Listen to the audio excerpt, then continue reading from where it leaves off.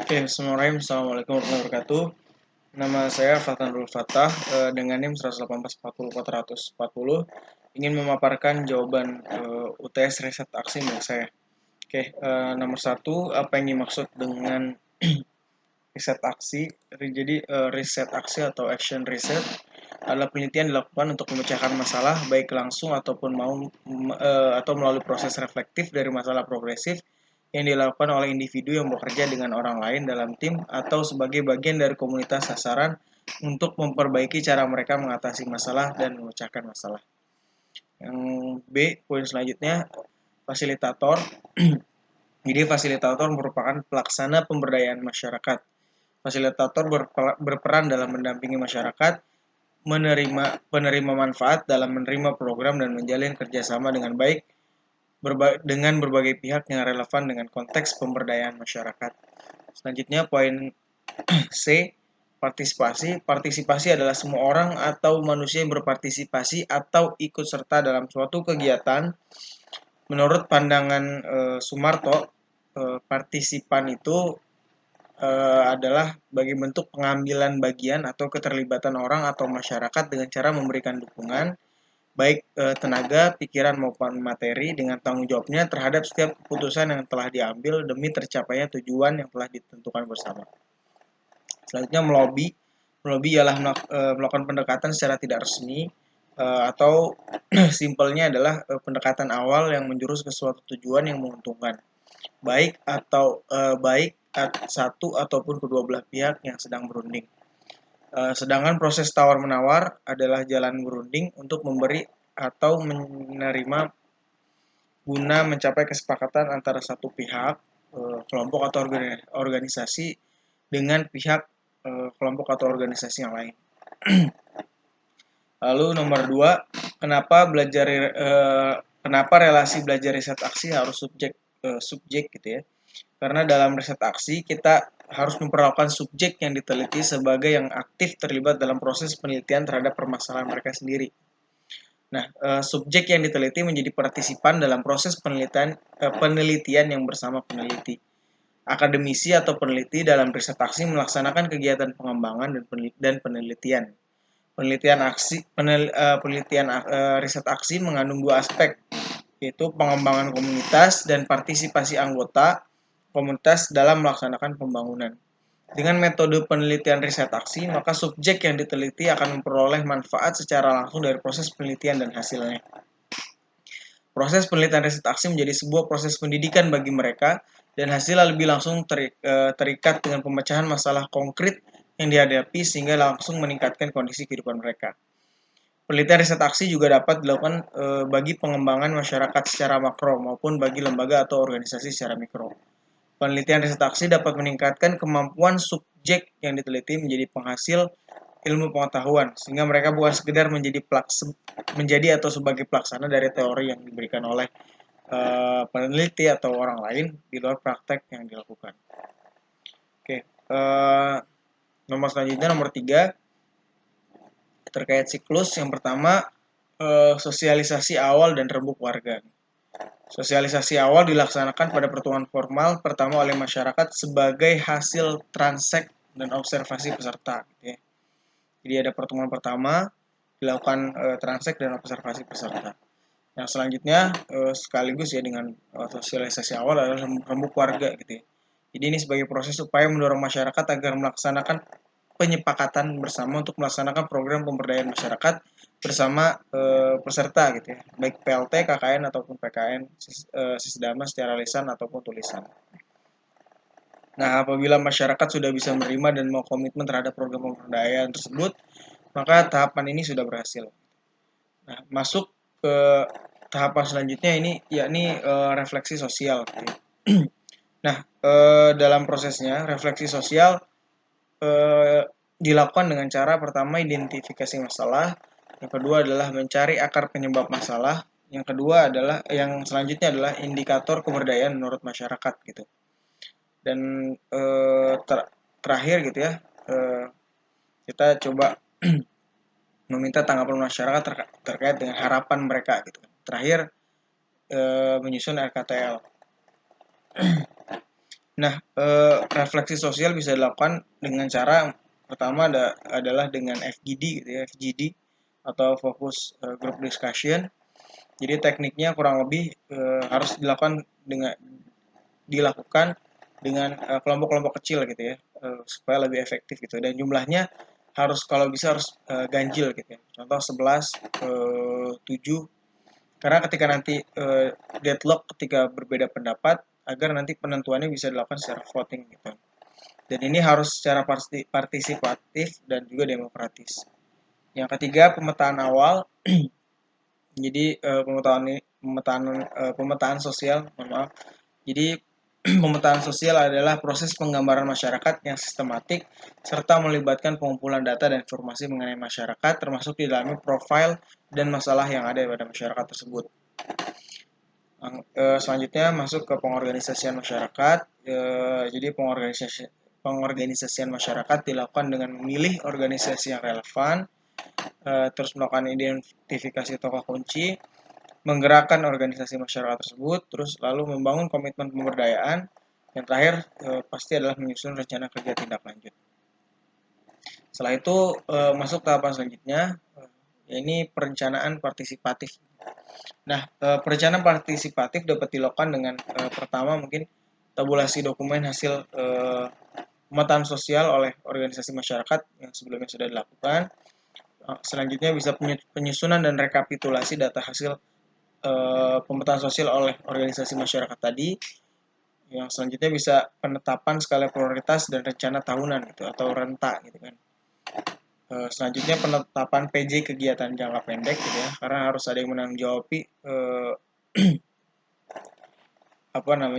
program-program yang sebelumnya sudah disepakati. Dan yang terakhir adalah menyusun rencana kerja tindak lanjut. Siklus selanjutnya adalah sinergi program gitu. Nah, sinergi program ini dilakukan dengan penetapan kegiatan fasilitasi penyusunan proposal oleh Pokja Sinergi dengan Musrenbang gitu ya. Jadi menggalang keswadayaan warga gitu kan, fasilitasi kerjasama dengan swasta dan pemerintah, dan menyusun rencana kerja tindak lanjut. Tahapan selanjutnya adalah pelaksanaan program dan monitoring evaluasi. Nah, pelaksanaan program bisa dilakukan dengan pembagian tugas gitu ya, tim pelaksana dan tim pengawas, semisal gitu kan ya. Selanjutnya sosialisasi kegiatan, pelaksanakan secara partisipatif gitu ya, terus membentuk organisasi pemelihara dan menyusun RKTL gitu. Nah, sedangkan proses monitoring evaluasi dilakukan dengan cara pertama mungkin rebuk warga untuk monitoring evaluasi oleh organisasi masyarakat, terus laporan tim pelaksana, selanjutnya laporan tim pengawas, menyusun rekomendasi, refleksi bersama, dan menyusun RKTL gitu. Baik, selanjutnya nomor 4 terkait dengan analisis saya terhadap film Nabi Yusuf dalam perspektif pemberdayaan gitu ya. Nah, dimulai dari dibuang ke sumur gitu kan ya, dijadikan budak, difitnah, dipenjara hingga menjadi penguasa Mesir yang luar biasa membawa kesejahteraan dan kemakmuran pada zamannya, merupakan kisah singkat dari perjalanan hidup Nabi Yusuf alaihissalam yang digambarkan dalam Al-Quran dan disajikan secara apik dalam sebuah film tersebut gitu kan ya. Nah, pemberdayaan yang dilakukan oleh Nabi Yusuf seperti yang sudah saya tonton adalah berawal dari penafsiran mimpi raja gitu kan ya. Nabi Yusuf alaihissalam lantas menjelaskan bahwa mimpi itu adalah peringatan dari Sang Pencipta akan terjadinya masa 7 tahun dengan air yang subur dan melimpah, serta 7 tahun berikutnya sebagai musim paceklik gitu ya, dimana Sungai Nil mengering gitu kan ya. Salah seorang pakar Al-Quran gitu ya, Kiai Haji Ahsin Saqo Muhammad, mengatakan bahwasannya pada kondisi tersebut gitu ya, kondisi di zaman Nabi Yusuf tersebut digambarkan bahwasannya Sungai Nil itu di Mesir kala itu menjadi sumber air yang mengairi lahan-lahan tanaman gitu, di negeri Mesir tersebut gitu ya. Jika sampai sungai Nil mengering gitu ya, tentunya penduduk Mesir akan kesulitan, terutama dalam bercocok tanam gitu ya. Nah, salah satu rekayasa sosial yang dilakukan oleh Nabi Yusuf alaihissalam dalam film tersebut bisa kita lihat bahwasannya beliau mengkondisikan masyarakat agar bercocok tanam selama 7 tahun yang subur itu. Setelah dipanen, hasilnya akan disimpan dengan baik sebagai persediaan untuk masa 7 tahun musim paceklik. Nah, eh, Nabi Yusuf alaihissalam menyarankan kepada raja seperti itu gitu untuk mengkondisikan masyarakat seperti yang saya sudah jelaskan. Nah, Nabi Yusuf juga mengarahkan masyarakat gitu ya agar ketika tadi ya masa subur itu biji-bijian dari gandum tidak dipisahkan dari tangkainya gitu ya sehingga bertahan lebih awet gitu kan ya. Terus selanjutnya masyarakat agar memakan hasil panen itu sekadarnya gitu dan tidak berlebihan gitu. Nah, atas rekayasa sosial yang dilakukan oleh Nabi Yusuf alaihissalam itulah gitu ya, masyarakat Mesir memiliki persediaan pangan selama musim kemarau terjadi gitu, selama musim kemarau terjadi gitu. Dan mereka tidak kelaparan gitu. Nah, setelah hujan datang kembali, masyarakat dapat bercocok tanam kembali dan menikmati hasil panennya seperti biasa gitu. Nah, dari inilah gitu ya, raja mengapresiasi gitu kan ya, Nabi Yusuf alaihissalam dan membebaskannya dari segala dakwaan gitu kan. Bahkan raja mengangkat Nabi Yusuf alaihissalam menjadi orang dekatnya gitu ya. Ia menjadikan bendahara negara karena kemampuannya yang pandai menjaga harta dan berpengetahuan tentang hal tersebut gitu ya. Dalam Al-Quran juga disebutkan hal ini gitu. Nah, jadi yang dimaksud dengan rekayasa sosial itu adalah salah sebuah upaya gitu ya dalam rangka melakukan transformasi sosial secara terencana gitu ya, social planning. Nah, istilah ini mempunyai makna yang luas dan pragmatis sebenarnya. Nah, objeknya adalah masyarakat menuju suatu tatanan dan sistem yang lebih baik sesuai dengan apa yang dikehendaki oleh perekayasa atau the social engineer.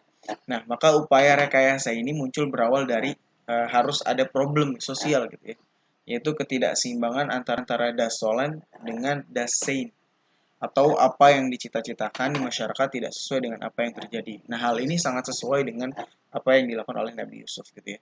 Nah, berdasarkan teori rekayasa sosial yang disampaikan oleh Jalaluddin Rahmat tadi gitu ya, dalam salah satu bukunya, maka dapat disimpulkan bahwa tahapan pemberdayaan yang dilakukan oleh Nabi Yusuf alaihissalam berawal dari terjadinya